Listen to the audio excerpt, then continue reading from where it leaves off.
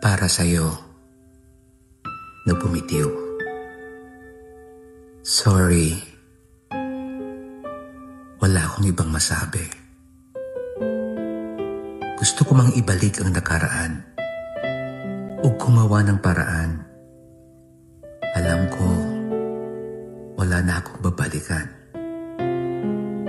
Inuuna ko kasi ang aking sarili. Ako, nasanay ang unang taong sa'yo'y umintindi.